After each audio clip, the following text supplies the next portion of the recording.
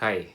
Now today, I want to do a sort of let's talk, a message from the heart story time video where I basically talk about music and what being a pianist means to me. And you might think, wow, this is so random, this is so all sudden, so spontaneous, but what inspired me to do this was mainly two things. First was a film, Tokyo Sonata. I just watched Tokyo Sonata directed by Kiyoshi Kurosawa. And it's not exactly about piano, but there's a subplot to it involving a pianist. And in a way that it really touched me and affected me, and looked back on how I started when I was young and when I was playing the piano. And the second thing was a friend messaged me and talk to me, hey, why are you so good at piano? You're so talented, you're so skilled, etc. And basically, I want to clear up some misconceptions regarding how I view piano, how I view music, especially classical music, and ultimately what being a pianist means to me. So, this is very spontaneous, this is not structured at all, and I'll just be speaking from the heart. So, I'll talk about first how I came to be a pianist, sort of my history, how I started out, and how it has evolved throughout the years, throughout my high school years and college, and sort of how I'm dealing it today with the present, and how I envision or imagine myself to be in the future in the piano musician, classical music world. Now, okay, so I first started piano when I was about 10 years old or 9 years old. I remember my parents enrolling me into a piano teaching class over in Bel Air because they noticed my love for classical music for some reason. You know, I had a distinct memory, like my brothers would listen to pop songs and then I would listen to some Mozart or Chopin, and my parents thought that it would be a good idea for me to learn the piano. And initially at that point, I didn't have much interest in the piano. I knew I loved the music and I connected with the music, but taking up the piano or playing up the piano was not something that I originally had in mind back then. Since when I was very young, I was very much into trains and cars and kids toy stuff, Pokemon, DS, and the thought of becoming, say, a musician or a pianist never really came to me. And so, yeah, my parents enrolled me and my little brother, into this piano class. It happened every Saturday for 2 hours. And, it started out fairly simple enough. We started out with very simple, easy children's books, played Mary Had a Little Lamb, etc., until it became sort of Moon River, River Flows on You. And, I had piano lessons for about I started out grade 5 and I had piano lessons for about 3 years. And I was the only one who truly stayed in the piano.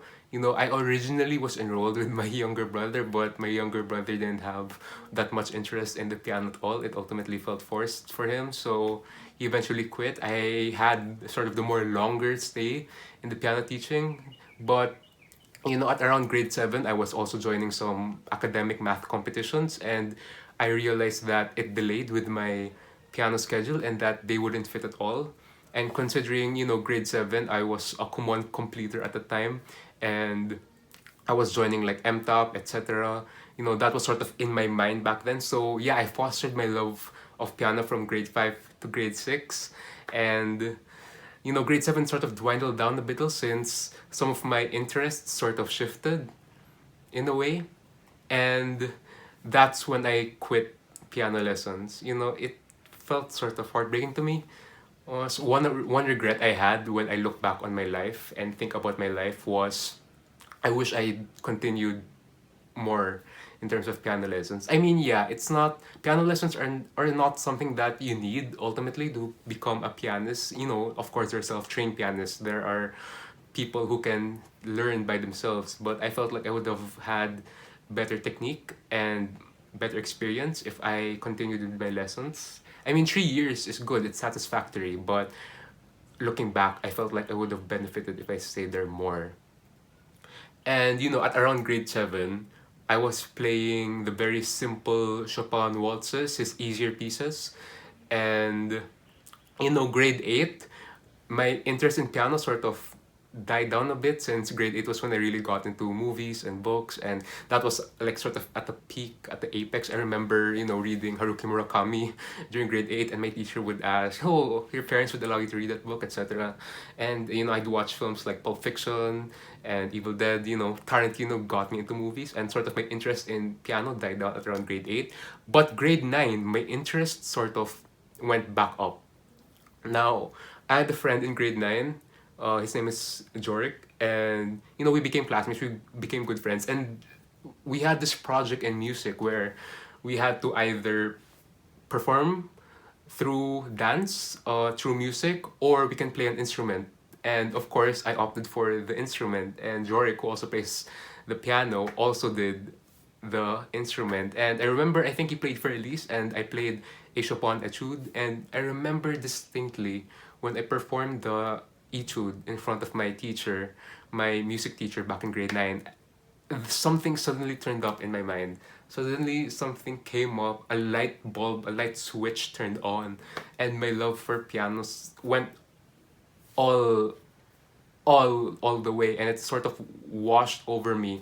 And I remember at that night, I remember I'd look up pieces on IMSLP, and I started printing Chopin Nocturne, Chopin Etude, Chopin Waltzes.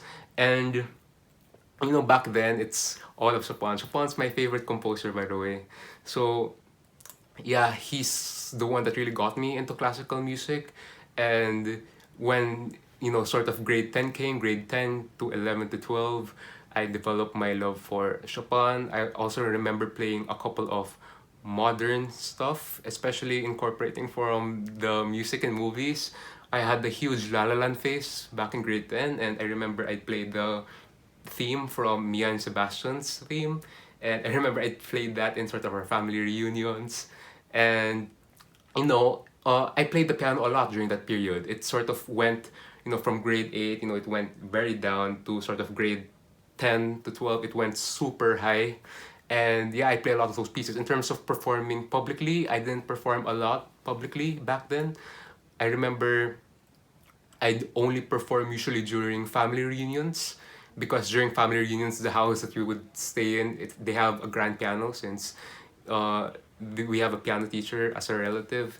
So yeah, I remember having two performances. I performed the Chopin Waltz Opus 64 number 12 when I was around grade 9, and that I did pretty well there.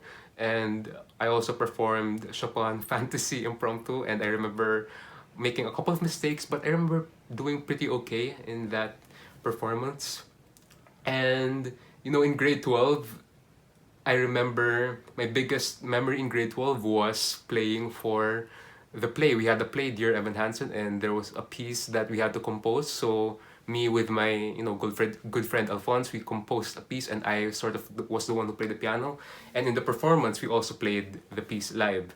And performing it live, and me performing it with all the emotions flowing through me, made me realize how much music meant to me, not as a person, but also in terms of my way of living ultimately, because it was during that exact moment, live, playing the instrument while they were singing, it made me realize how cathartic playing the piano is.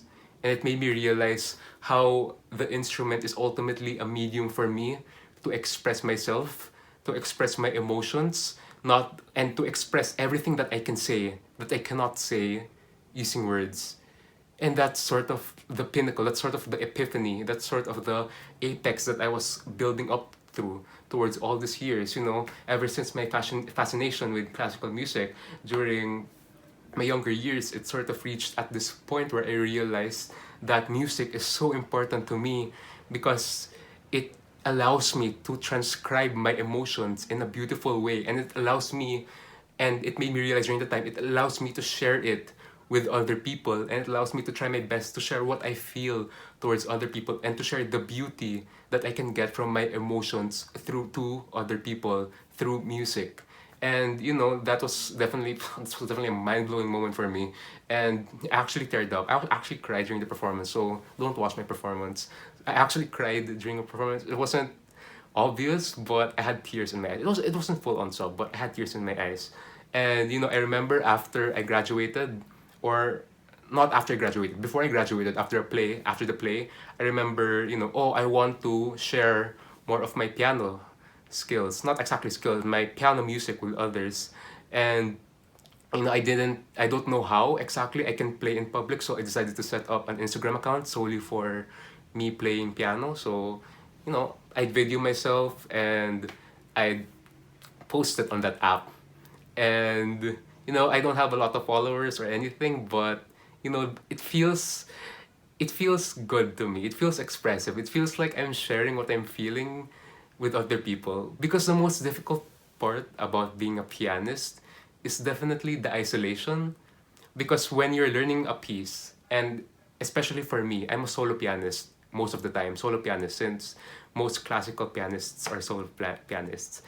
We learn the piece and we sort of learn through the notes, learn through the dynamics, play through the piece, and yeah, in the end, pianists usually tend to play in front of a live public audience.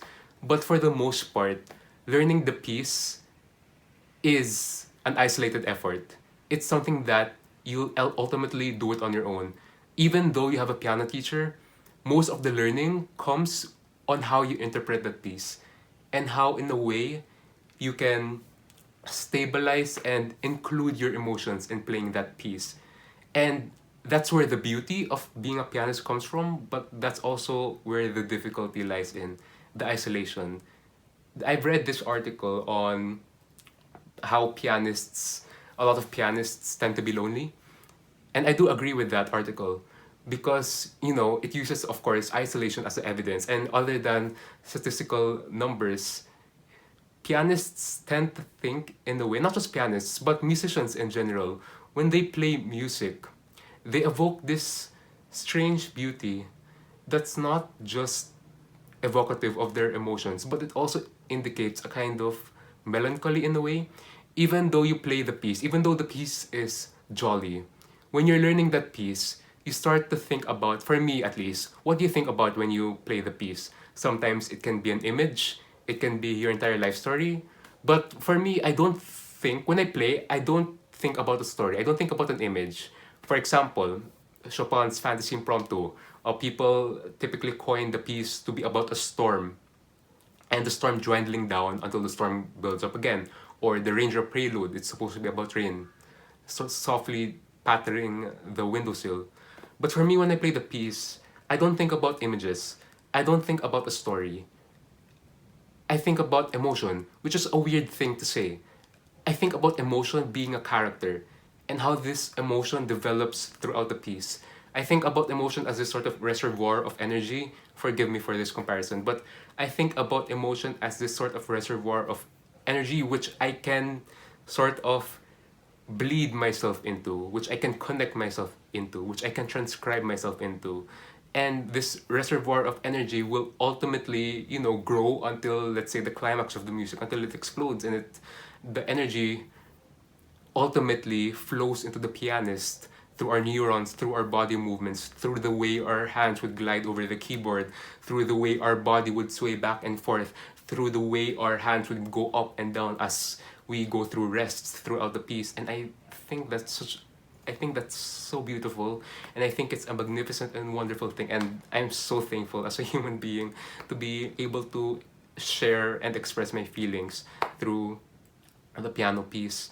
And I've gotten, I said it earlier that I've gotten, quite a lot of comments on people saying, why are you so talented? Why are you so good?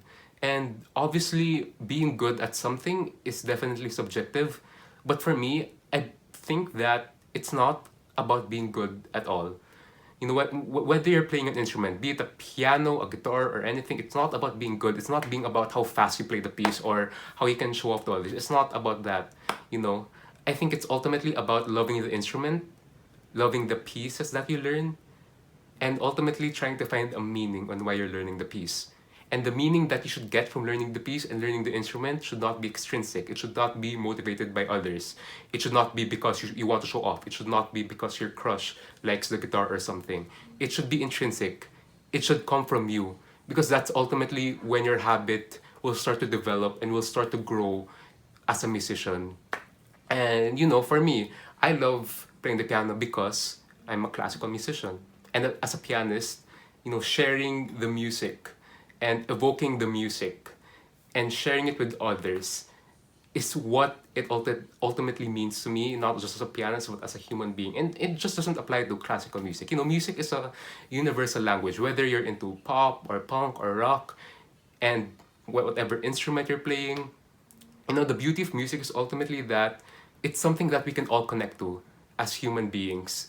Even though you play an instrument or not, it's something that we can listen and appreciate, even if we say don't like it or not. It's something that everyone can strive for and that everyone can go for. And I've also gotten a lot of comments about people asking me like, "Oh, I give up on this piece because it's hard," or "How do you find commitment in education?" And yeah, other than it being intrinsic, other than motivation being intrinsic, I think it's ultimately boils down to, forgive me for this, to not giving up. Because you know when you start a piece and when you learn a piece, you don't think about how difficult it is. You think about what the piece means to you. And sometimes when you get frustrated by making mistakes, I make mistakes a lot and I also get frustrated at times, but I just think about why I started learning that piece in the first place. What the piece means to me, how much emotion the piece evokes in me, how I can express myself and my personality and my soul to others. Of course, we can, in terms of expressing emotions, of course, there are other people that we can talk to. You can't just bottle yourself up. You can talk to people and when you have problems and etc. But sometimes something that people would tend to forget is solitude. We need to have solitude and quiet in our lives, whether we are an introvert or an extrovert or whatever, because through solitude, we ultimately realize who we are as a human being, what we strive for, what our ambitions in life are. And this is also connected in a way on how you can sort of example when you're applying into a college or what job you want to be in the future. It sort of applies in a way that you shouldn't ask others, you shouldn't base it on your parents, or you shouldn't base it on the money. You should base it on yourself and what you want. And that's where the importance of being a pianist and being a musician lies to me. It's all about emotion, it's all about expressing yourself. It's not about being good. It's about loving what you're learning, loving what you're playing, loving the instrument, and sharing the beauty of music to everyone. Even though the music that you're sharing, it's not exactly difficult or it's not exactly easy, and even though you're sharing it, say, not to a lot of people, so you don't have a lot of followers, you have to remember it's not all about numbers. It's all about you loving the piece and you wanting to share it and you getting meaning from your life out of it. And for me, in terms of future events, I not studying music. I am an ME, Management Engineering student in Ateneo, and I also want to work in the business. I want to work in corporation. That's why I went to ME. And I see piano as a side thing, as an instrumental thing, and even though I am in this sort of academic BS business course, still developing. I still developing my interest for the arts, the books, the movies, and the piano, and I want to cultivate my love for them more. And in the future, I really hope that I can be able to play someday, say in a public audience or something. Right now I only have an Instagram account. I plan to post piano stuff on YouTube, but hopefully someday I'll be good enough to play publicly, in front of concerts, in front of halls, and etc.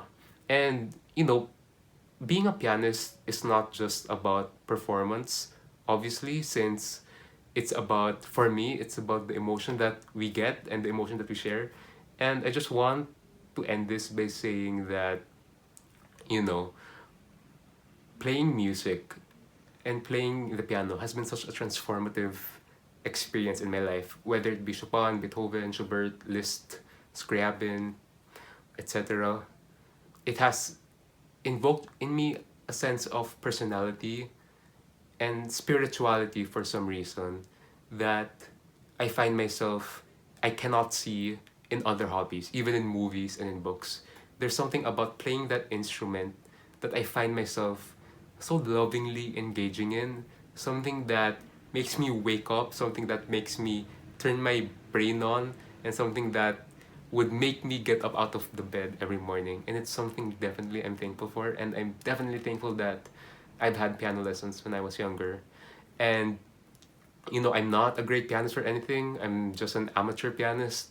But, seeing how far I've come makes me very proud of myself and how much change and development I've seen at myself as a human being.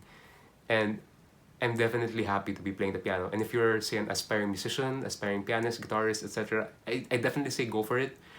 Even though you might be scared of playing the instrument to other people, or even if you might be scared of making mistakes, I still say go for it because it's ultimately the love for the instrument that we will cultivate and that we will grow. And this growth will go a long way into our lives. And I'm just a young person. I'm only 19 years old. Who am I to talk about what being a pianist means? Who am I to talk about what experience is? Who am I to talk about music and emotion, and etc.?